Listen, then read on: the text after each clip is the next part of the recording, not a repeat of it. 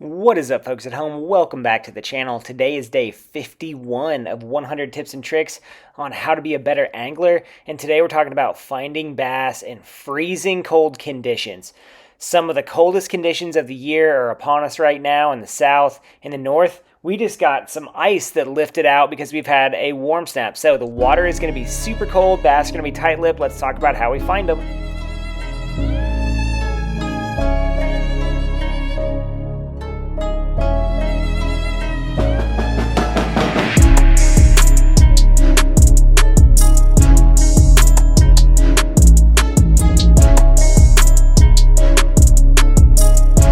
Alright guys, whenever I go to a new body of water and I'm fishing it in the cold, or even a body of water I know, there are two things that I am looking for. One, green weeds, and two, where the warmest water available is. So here you can see us running up the St. Joe River. We went there to check it out the other day. It's supposed to be a decent winter fishery. We didn't do that great, but the lessons that we learned there still hold true. The first thing that I want to look for in any fishery where I'm finding bass are green weeds. Now, the best way to do that is get up on plane, run about 20 miles an hour, and check your electronics. Run over different depth zones, areas, anywhere you can, and look for existing weed growth on the bottom, because fish are going to glue to existing weed growth and structure on the bottom this time of year.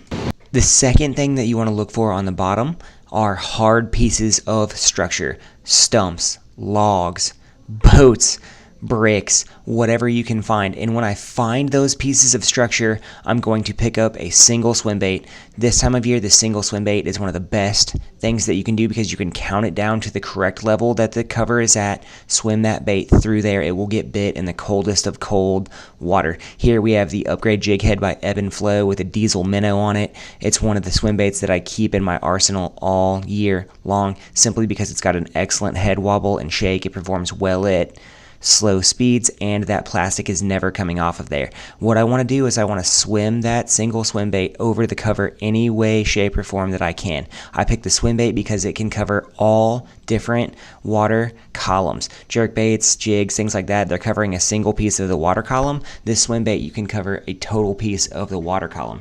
What you're going to try to do is elicit reaction bites from fish as much as you can when you are searching. So find that deeper structure, find that weed beds or those stumps or logs, use your electronics to find those, and then use the swim bait to probe those pieces. The second place that I'm going to look in the wintertime is channels. And channels, because the water is warm. So here we have some underwater footage in a channel off the St. Joe. You can see there's all kinds of mixed species in here. We got sunfish, we got bass, we got crappie, we got all kinds of fish sitting in these back channels because the water is 7 to 8 degrees warmer on average. Now, when I move into these channels, I love to fish a chatterbait. I think the coldest water that I've ever caught a fish out of the channel with is a chatterbait in 36-degree water. What I'm looking for is this chatterbait to run into these stalks, these plants, this vegetation that is still growing, and elicit a reaction strike from these bass.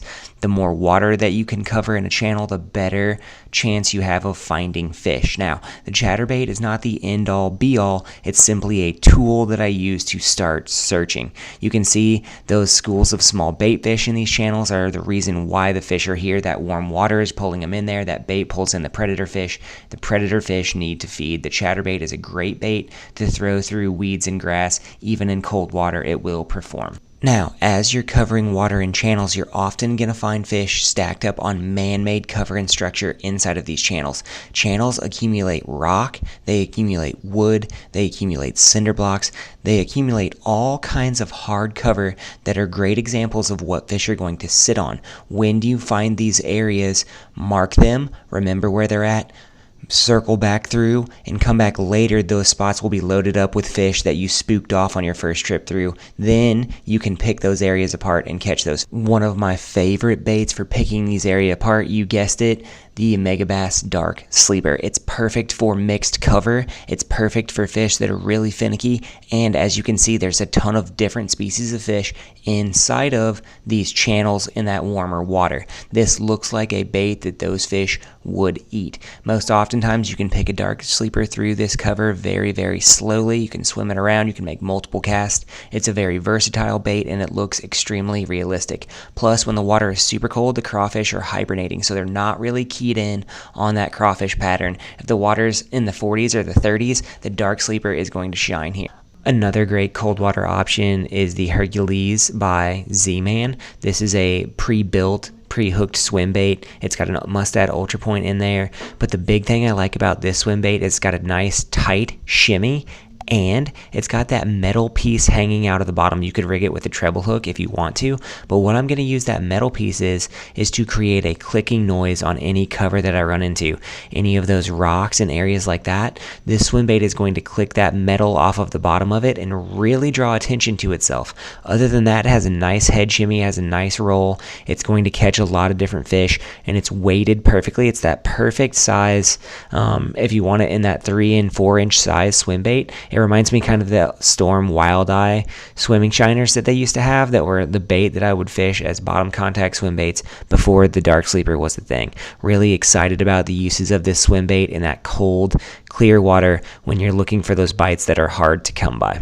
When it comes down to it, guys, fishing in that cold water period is really about finding those last green weeds, finding that existing cover or structure if you have it in your lake, and really slowing down and picking those areas apart. Single swim baits are great this time of year. Small jigs, hair jigs can also work. The chatterbait will catch them in brutal cold conditions, but really more than ever now, it's about running a bunch of different water, finding a bunch of different things, and seeing if you can get bit. Once you get bit, milk that area for everything that it's worth. Find hot water discharges, warm water areas, really, that will help you settle in and catch fish in this cold water period. If you guys like what's happening on the channel right now, give us a like, subscribe, go to our links on Omnia, buy baits from there, help us out, help Dave out at Ebb N Flow Outdoors. He's a great guy running a great product. Help him move some of that product for his business this year. Thanks for hanging out with us today, guys. Give us a like, subscribe. We'll see you next time.